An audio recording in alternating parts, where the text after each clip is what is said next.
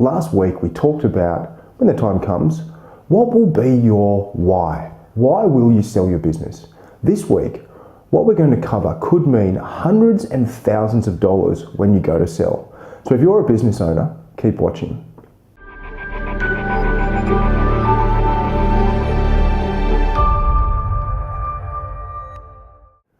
The biggest mistake that business owners make when going to sell is they underestimate what information a buyer will be looking for.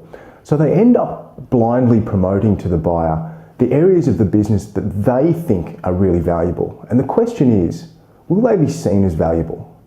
Let's take a moment to think about what it is that you're actually selling. Well, what you're actually selling is the ability of the business to make profit in the future. And it's really important to be clear about what the measurable, tangible assets of the business are. And this can be incredibly difficult as a business owner because you're so connected to the business and in such a deeper way than a buyer ever will be. The most common asset is goodwill, and it's incredibly subjective. Firstly, let's define goodwill in the context of a business sale, and we'll start by dispelling a really common myth. Goodwill is not how the business is viewed in its community.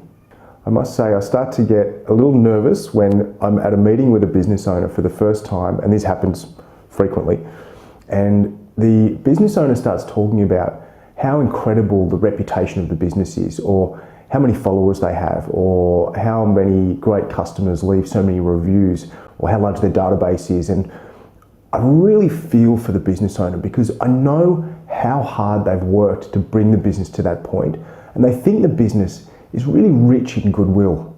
The best way to define goodwill when selling a business is by looking at the revenue and looking at the profit of the business. Think about the business's community that it interacts with. If that community doesn't come to the business and spend enough money there to cover its operating expenses, then how much goodwill does the business really have? Well, in the context of a business sale, the true answer is zero. Here's an example of using the revenue and the profit of the business as the true indicator of goodwill, and it's really simple. If the revenue is stable or increasing and the business is profitable, then the goodwill can be measured. On the other hand, if the business is profitable but the revenue is trending downwards, the business may actually have bad will. And this is where a fruitful business sale, it always comes back to timing. You want to sell when the business is at its peak or growing towards it. And if you get the timing right and you present the goodwill of the business really clearly by demonstrating the revenue and the profit, and don't worry about demonstrating its reputation, you can really achieve a much, much higher sale price. And this is where a professional business broker can really help you present the business in the right light, because they know what the market is looking for and they know what information a buyer is looking for. Next week, we're going to talk about the next major, tangible, measurable asset that a buyer will be looking for. It's called plant and equipment, and how do we maximize its perceived value? Please share this video with anyone that you know is a business owner. From all of us at Vision Brokers and Advisors, we really look forward to working with you. Bye.